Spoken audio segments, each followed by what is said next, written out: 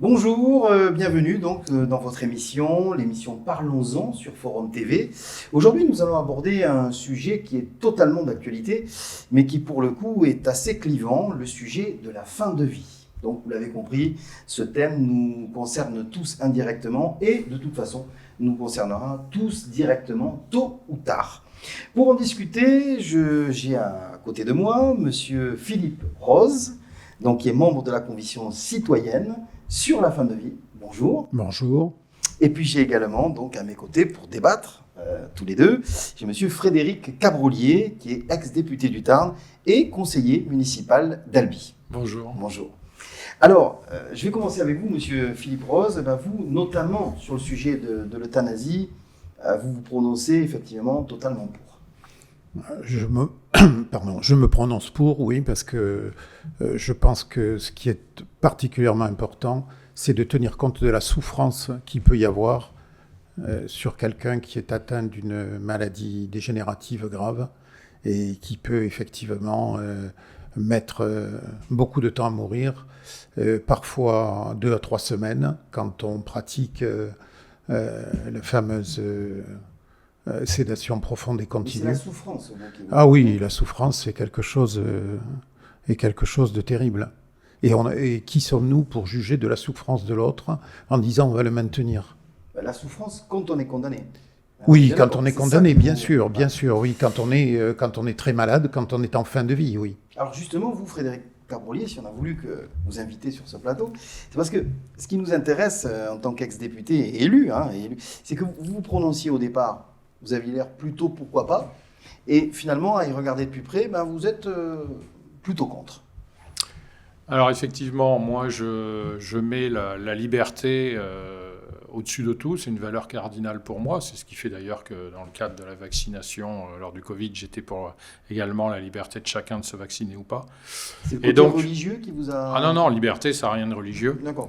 Non. C'est sur le fronton de nos édifices républicains. Non, j'avais reçu à ce titre l'association du droit à mourir dans la dignité, puisque tout député se doit, quand il y a un projet de loi, un minimum de se renseigner. En plus, c'est un sujet très particulier qui touche à l'intime de chacun.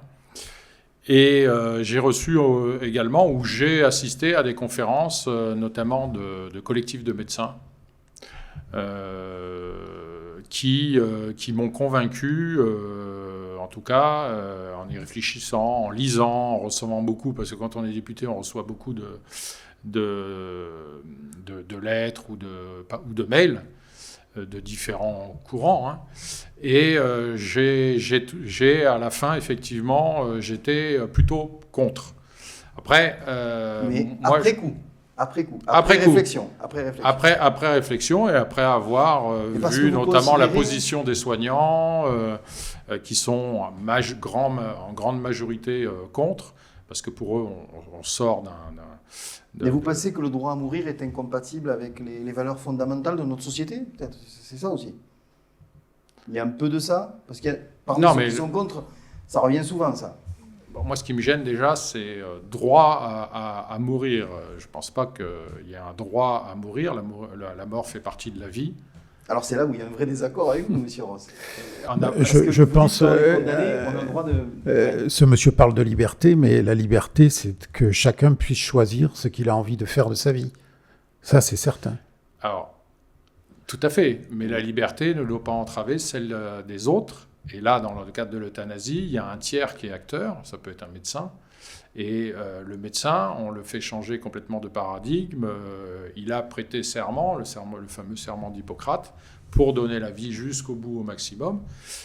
Moi, je pense qu'on va l'aborder après. Je pense que pour moi, la priorité, c'est pas de mettre le doigt dans l'euthanasie et tout. Après, libre à chacun de mettre fin. Vous avez parlé de la sédation profonde, d'aller vers... chacun a son libre arbitre. Mais moi, ce qui me gêne, c'est d'impliquer une tierce personne. On rentre dans autre chose. Et là, manifestement, les médecins sont vent debout. Et moi, en tant que député, je ne voulais pas être responsable, si vous voulez, d'aller dans ce sens-là. Voilà. Alors, Monsieur Je ne Ross, me sentais pas capable de prendre Oui. cette responsabilité. Alors qu'au départ, encore une fois, je conçois tout à fait que quelqu'un, si vraiment il l'a décidé, s'il est en état aussi de l'avoir décidé, il faut que... Il y a tout un tas de paramètres décidé qui parce entrent en qu'il y a des jeu. souffrances, c'est Oui, ça. oui, Et parce oui. qu'il y a l'amour au bout. Oui, mais la Oui, souffrance... parce que le médecin qui refuse, et encore, ça dépend. Il y a des médecins dans certaines cliniques... Vous pensez qu'on est hypocrite? Ça oui, existe un peu oui, déjà. complètement. Ça Oui, existe un peu déjà. oui, oui. Ouais, mais Ça existe, non, mais de ça existe débrancher aussi. Oui. Ça existe aussi. Donc vous dites qu'il y a une hypocrisie là. Oui, Je vous ai il y a écouté sur, il y a une d'autres- hypocrisie, ouais. oui. Le mot est exactement celui-là. D'abord parce que vis-à-vis de la loi, ils se retrouvent responsables et ils peuvent se retrouver en prison. Ils peuvent se retrouver au tribunal et en prison. Mais à côté de ça, quand ils voient quelqu'un qui souffre pendant 48 heures, 72 heures, par une nuit sans lune, à un moment donné, la personne décède. Bon, personne n'ira chercher midi à 14 heures par rapport à ça, parce que tout le monde sait très bien que ça se pratique. Mais peut-être ce qui fait peur à M. Cabrolier, c'est les risques de dérive. Hein. C'est peut-être ça aussi. Alors, qui inquiète. dans ma présentation, je m'excuse, effectivement. Parce que c'est du pas coup, si- on dit que c'est hypocrite, mais du coup, comme justement pour l'instant c'est pas officiel, les dérives peuvent pas arriver. Je pense qu'il y a ça. Alors que si on l'officialise, certains ont Oui, peur des risques de par dérive. rapport à la loi, oui, ils seront en infraction et peut-être avec des poursuites. Aujourd'hui, Voilà. il ne me semble pas qu'il y ait des poursuites. Mais je voudrais dire si quand on même... Il y a des poursuites pour l'histoire de la sédation profonde et continue. Ah, d'accord. Il y a un frère et une sœur qui ont porté plainte parce qu'ils ont voulu la sédation profonde et continue pour leur mère. Je suis pas sûr de moi, mais je pense que c'est dans la région de Montpellier, parce qu'ils ont voulu la sédation profonde et continue pour leur mère, qui était qui souffrait terriblement sur un lit d'hôpital, et elle a mis, je ne sais plus combien, 12 ou 14 jours à mourir. Et donc, ils ont porté plainte contre l'État pour acte de barbarie, et je sais plus. Oui. Ils ont porté plainte pour... pour acte... les dérives, effectivement, judiciaires Mais derrière, vous, qu'il vous peut y avez peur avoir. de ça. Les Bah, risques de- à partir du moment où il y a une loi qui est faite, là, il y aura aussi des plaintes qui seront déposées. Comment vont réagir ceux qui ont donné la mort? Moi, ce qui m'indispose, c'est vraiment l'intervention d'une tierce personne. Après que chacun, à un moment, veuille ne plus s'alimenter ou ne plus avoir de médicaments administrés, ça, je le conçois tout à fait, et vous l'avez dit, ça se fait. Il y a une chose qui m'a fait évoluer, et c'est très important. Vous avez parlé de dérive. J'étais vice-président du groupe d'amitié France-Québec. On a reçu nos homologues québécois qui ont légalisé en 2016. Et chez eux, et certains qui avaient voté à l'époque, le regrettaient parce qu'il y a eu une dérive, notamment par rapport aux personnes handicapées. Et le problème, moi je pense, par rapport à toutes ces lois sociétales, quand on met le doigt, entre guillemets, quand on avance comme ça, après, on sait que ça sera autre chose derrière. On l'a vu dans d'autres domaines, que ce soit le mariage pour tous, ou aujourd'hui on parle de la PMA et de la GPA. C'est complètement ça différent quand même. Oui, non, mais c'est des sujets de société. Oui, d'accord. Où il y a eu une partie de la, en tout cas, de la population On peut le mettre sur tout. qui s'y est l'autorité opposée. parentale, sur tous les sujets, est-ce qu'il n'y a pas des dérives? On ne part pas dans un sens. Oui, Non, mais c'est pour ça qu'il faut faire Voilà, très attention. effectivement. Je Enfin, pense que sur les... le travail qui a été fait, on a essayé, nous, pendant 9 semaines, on a essayé de cadrer. Et on a vraiment tourné les questions dans tous les sens. On a vraiment essayé de cadrer. Maintenant, vous savez, les députés, quand ils vont recevoir notre rapport, ils peuvent très bien le déchirer, le mettre à la poubelle et agir en fonction de ce qu'ils auront envie de faire. Et c'est ce qui s'était passé quand j'étais député, donc le premier passage, là, en 2023. Il y avait eu un texte qui était arrivé, et il avait été amendé en commission. Et le texte avait été légèrement dénaturé, d'après ce que j'avais compris. Il y avait d'ailleurs certains qui s'en plaignaient.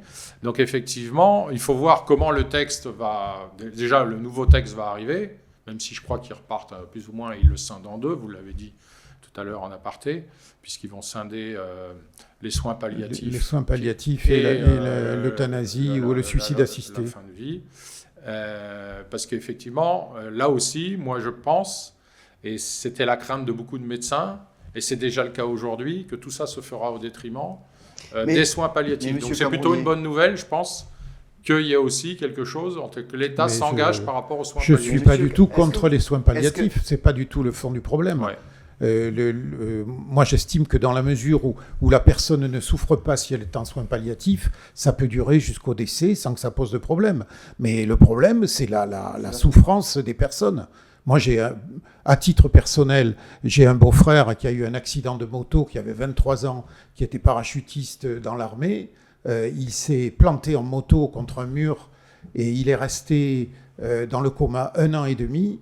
Ensuite, il a été trachéotomisé, il était paralysé des pieds à la tête, tétraplégique, intubé. Tétraplégique.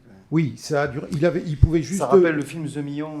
Voilà, il pouvait juste bouger le bras. Il y a des films là-dessus, hein, avec Tizoul, mais ça, je respecte. C'est pour ça que je dis que ça relève de l'intime de chaque. Mais qu'est-ce que vous proposez alors? Moi, je crois que quand les gens vont être condamnés et souffrent pendant des semaines ou des mois avant de mourir, alors qu'on sait que l'issue est fatale. Développer les soins palliatifs comme c'était contenu dans la loi Claes-Leonetti et même Leonetti de 99, ça, et ce n'est pas le cas aujourd'hui, puisqu'on sait qu'il y a une vingtaine de départements qui ne l'ont pas. Le Tarn-et-Garonne, par exemple, il n'y a pas de soins palliatifs à côté de chez nous. Donc ça, c'est vraiment la priorité. Et puis, remettre de l'humain, peut-être, parce que moi, ce que j'observe quand même, c'est qu'on parle de cette loi fin de vie, très bien, et puis c'est un sujet d'actualité qui intéresse les Français, donc il faut en parler. C'est peut-être pour ça qu'il faudrait peut-être faire un référendum là-dessus. Pourquoi pas? On a voté à 74% pour quand même, nous. Hein. Pourquoi pour pas? La fin de vie. Pourquoi pas? Dès qu'on fait appel au peuple, c'est très bien.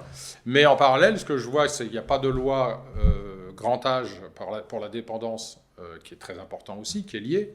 Hein, les EHPAD, il y a des EHPAD qui n'ont pas de médecin coordinateur. Moi, j'en ai visité quelques-unes dans le Tarn. Elles sont en très mauvaise santé financière. Et de l'autre côté, on dérembourse. Vous me dire, rien à voir, mais si. Je constate qu'en termes de couverture de santé des Français, eh bien, on dérembourse de plus en plus certains médicaments. Certains Français se soignent de moins en moins. Et ça peut peut-être générer après des maladies chroniques. Moi, j'aimerais qu'en amont, si vous voulez, par rapport à toutes ces drames personnels et de souffrances personnelles que je ne nie pas, par rapport à vous, c'est vrai que moi, dans ma famille, je croise les doigts, pour l'instant, je n'ai pas vécu ça, j'ai accompagné personne. Je pense que peut-être que j'aurai un autre regard demain, si je dois accompagner. Voilà. Moi, simplement, c'est l'expérience de vie et les gens que j'ai écoutés, la détresse des médecins, hein, qui veulent, vraiment, ils sont vent debout contre cette loi, majoritairement. Hein. On en trouvera toujours, voilà, parce que pour eux, pas tous, ouais, c'est un changement de paradigme. Alors pas tous, parce que certains disent qu'ils voient quand même les gens souffrir et devenir des légumes, pardon pour le terme. Oui, c'est ça. Oui, mais ils veulent les accompagner. Physique, hein. Ils veulent les accompagner. Et en ayant la mort au bout. Ils veulent les accompagner. Le premier truc, c'est qu'ils veulent les accompagner. Et c'est la relation de confiance entre le médecin et son patient. Moi, j'aurais une question pour vous, M. Cabrolier. Si on n'accorde pas, c'est une question, le droit à mourir, est-ce que vous n'avez pas peur que les gens continuent à devoir aller à l'étranger? Parce qu'il y a d'autres pays où... La Suisse, la Belgique, au plus près de chez nous. Donc, où les citoyens français, les Français soient obligés, qu'ils veulent mourir parce qu'ils savent qu'au bout, de toute façon, il n'y a pas d'issue et que c'est que des mois de souffrance. Donc ceux-là ont tendance, vous le disiez, à aller en Suisse ou dans d'autres pays, ou en Belgique. Du continent européen. C'est plus cher en Suisse, c'est 10 000 €. En Belgique, c'est 50 €. C'est le montant de la dose létale qui a avalé. Donc, chez nos voisins européens, qu'est-ce que vous... Oui, c'est sûr. C'est sûr. Il y a déjà des dérives, mais il y en aura aussi demain. Sur la Belgique, j'avais noté que là aussi, ils ont étendu aux mineurs et aux personnes dépressives. J'ai lu ça. Alors, on ne peut pas quantifier et tout. C'est très compliqué. De toute façon, les dérives, c'est toujours compliqué aussi, par définition. Il faut aussi... Si vous voulez, moi, je comprends tout à fait... À titre personnel, en tant que citoyen, si demain je suis confronté à ça, j'aurais peut-être la même réflexion que vous. Mais en tant que législateur, je ne me sentais pas être responsable de cette dérive. Pour moi, c'est quand même... Est-ce que ce qui vous a mené à ce positionnement, M. Ross, parce que je rebondis sur ce que disait M. Cabrolier, c'est votre vécu personnel? Il y avait d'abord un vécu personnel, mais je suis monté aussi je suis monté à Paris pour savoir... pour me confronter à d'autres situations et à des gens qui aussi ont des problèmes dans leur famille, ont vu des proches lentement se déliter. Mais je ne sais pas, ça me paraît... Bon, moi j'ai une autre opinion de la mort, je considère que ce n'est pas la fin, donc pour moi ce n'est pas un problème. Mais ça après... c'est un autre débat. Les religieux souvent considèrent que ce n'est pas la fin. Mais ils se prononcent mais dans toutes les religions, souvent la majorité on les a se reçus, prononce les religieux, on les a tous eus là. Oui. Donc, et ce qui me choque le plus, c'est que ce soit les catholiques. Alors que si vous regardez... Oui, mais quasiment toutes les religions. Non, mais oui, les autres religions, je veux bien. Mais les catholiques, quand vous regardez les derniers moments du Christ sur la croix, il s'est adressé au bon larron, il lui a dit, après un échange qu'ils ont eu, il lui a dit, on refera un dès autre ce débat, soir, puisque tu seras avec moi dans le royaume des cieux. Il n'a pas attendu, il lui a pas dit, oui. Je vois que tu vas mourir demain ou après-demain, je vais attendre que tu meurs. Il l'a embarqué tout de suite. Comme la loi n'est pas encore passée, qu'à mon avis, il va y avoir des débats, même au niveau national, on aura l'occasion, pourquoi pas, de refaire un débat, et avec... Pourquoi pas un religieux, pourquoi pas un religieux, un membre de l'Église qui viendrait débattre avec vous. En tout cas, je vous remercie tous les. Est-ce que vous auriez un dernier mot très court, puisqu'on arrive vraiment au terme de cette émission, Monsieur Cabrolier? Non, moi je pense que ça relève de l'intime de chacun. Donc un référendum, ce serait bien, on verrait l'opinion des Français.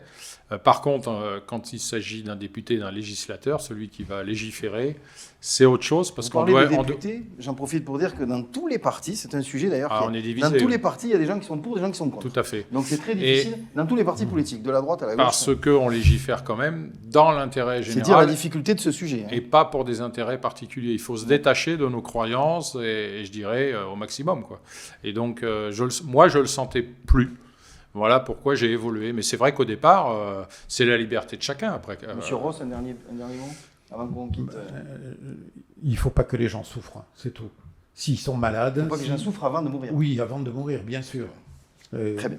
Même pas avant de mourir, d'ailleurs. Il ne faut pas que les gens souffrent. Sur un plan général mais on de société. On ne va pas demander à mourir si on sait qu'on va... Oui, bien sûr. S'en sortir quand même. Bien sûr. Bien d'accord. Bon.